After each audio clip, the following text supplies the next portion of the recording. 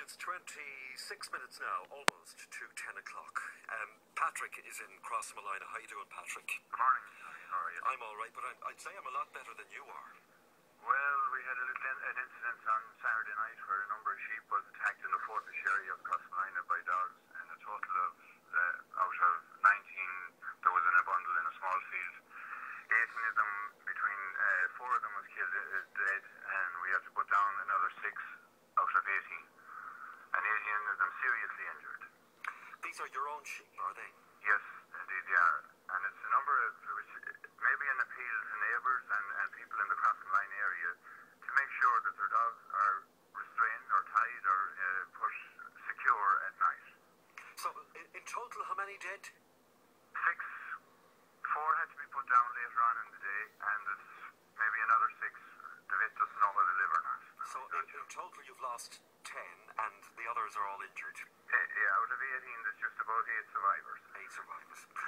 And, I mean, one dog on its own wouldn't do that kind of damage, would it? No, we have a fair good idea that there was a large dog and a small dog. From the tracks, the bite marks in the sheep, there was certainly a terrier in the pack. And maybe there was even more than 2 now. I'd say that possibly, by some of the wounds, some of the sheep was disemboweled, and they were alive actually when we found them in the morning. But they were trying to walk with their whole intestines hanging out either in their side, the stomach very low down, or in one case, all their intestines was out the back passage area. And the sheep was trying to walk and drag this thing behind her through the fields. Good God. And by the bite marks, and usually a terrier will work from the bottom because he's not big enough to get up high. He'll grab a hold of the sheep low down. And most of the injuries in the stomach, in the lower of his stomach, was that kind of an injury. And the big dog then works from the top and drags the sheep from the back. He grabs on from the back and drags them to the ground, and then the kill is. Would most sheep be in at this time? No, not at this time of year, not in our area, because it's not. These actually were ewe lambs now. They'd be for next breeding season. They were mules actually, which would be they'd be for the 2013-2014 breeding season. What's the financial loss, Patrick?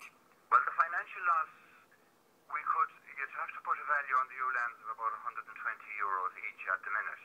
And if you take into account their breeding career, is to say if they're bred for 6 years, and they had, we'd say, 2 lambs for 6 years, that's 12 lambs each at 100. You're talking maybe 1,300 for every ewe lamb that dies. Now, we know we have natural losses. All 18 of them mightn't have survived anyway. But you're talking a considerable amount of money. When you multiply at least 1,000 by 18 is €18,000 over the course of a number of years, 6 to 7 years. And then, of course, you can never know the cost of the trauma for the ones that live. Well, the ones that surviving is in very, very poor condition. Now, they haven't eaten, they're in a shed and on proper slats and that, and they haven't eaten since the attack. They won't, maybe in a few days they'll possibly will recover, but it's very doubtful. Farmers are, I understand, you can correct me if I'm wrong here, within their rights to shoot on sight any dog that they see attacking their... Yes. Earlier on in the year I had an attack where 4 sheep was killed, and actually 2 lambs that was ready for the Easter market for the factory. And I did get the dogs, not on the first occasion, but I got them on the third occasion they came. And when you say you got them, you shot them? I shot them, yeah. How many? There was 2 dogs, and it's actually a red setter and a kind of half-terrier red type dog. It'd be sort of a mush, I'm not sure what breed, but a mixture, a hybrid type of thing. But I've got them in action in the field. Actually, in the middle of the day they were doing it when I got them.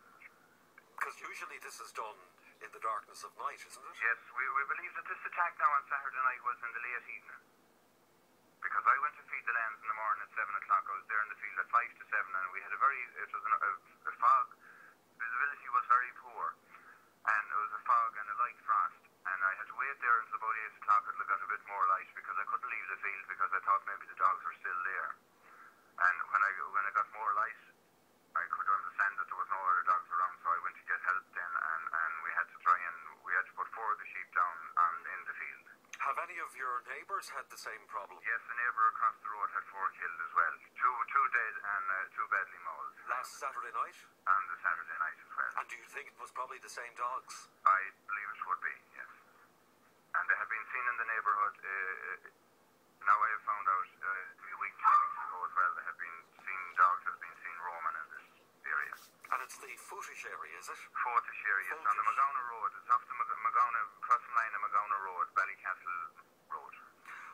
your appeal and your plea this morning to anybody who owns dogs is to know where they are at all times. And most people, if they see a sheep laying in the field or they see an animal in winter time that's a little maybe underfed, they're the first people that will report to the authorities this animal has been poorly treated. If they had seen the damage that these dogs had done in the field yesterday morning, if you had seen a sheep trying to walk around with drag its intestines with him, trying still under the belief that they're being attacked, people wouldn't, and it's the family pets that's doing it. These dogs are not wild dogs, they're not running around the country like feral cats or anything. These are family pets that's been let out to go to the toilet before we go to bed, and we go watching a movie and forget about the dogs or whatever, and 2 hours later the dog comes back. And in this case, if the owner was anyway observant at all, when these dogs came home on Sunday morning or late Saturday night, they had to be covered in blood and mud. And they would be extremely steamed up because they would have been running for a few hours, so the dogs would have been in a very agitated state when they got home. Are there any, compensation for you through insurance or anything? Will an insurance company insure sheep that are killed as a result of being chased? Apart from the regular insurance, that's our own, we'll say, public liability or whatever, that's something we'd have to inquire about. But as far as dog owners and that, but we certainly intend to persevere with this, and the dog owners will be made responsible in one way or another before this, because people have to learn that they cannot have their dogs loose at night. They have to learn. Buy a cage. They're in Archers. I see them inside the window. They're in every NCF store, Conacoal store. €180. You can put your dog inside a 12x12 cage. Lock your gate. Dog cannot escape. If we have pets, we must be responsible. It's a small price to pay to make sure that they're not out at night time, but as you say, it's not always just night time, so that's something that, again, a lot of dog owners should be aware of. No, we have a lot of new breeds of dogs this spring. I know sheepdogs, so every dog will do it. And generally it's a terrier, the Jack Russell type or that. He'll be the ringleader, and he'll bring the big dog like a Labrador or a setter or some type of gun dog. And the sheepdog will do it as well. But generally the terrier is the lead man in the job. All right. Well, listen. First of all, it's awful, terrible weekend for you, having lost all those sheep. Well, the monetary thing is only a small part of it, really. We will put away with that, but the cruelty part of it is it would make you sick to see. A sheep is a striped animal. They don't kick you, they don't bite you, and they're totally indefensible. They have no defense whatsoever. If it's cattle, they can attack a dog. They'll chase them, maybe hit them with their heads or kick him, or ours will kick him. But a sheep has no defense whatsoever. Only stand there and the dog pulls them apart. All right, Patrick, thanks very much. I appreciate you for your time, Tommy. Not at all, that's what we're here for. Thanks. Goodbye now, bye-bye. That's Patrick there. So please, listeners, if you have dogs, family pets, whatever kind of a dog you have, they should be tied up or be under your supervision at all times, day and night. And that's a dreadful story there of all those sheep that were mauled to death down there in the Moygana Crossmolina area on Saturday night. All right, let me go to Tom next. Tom, good morning.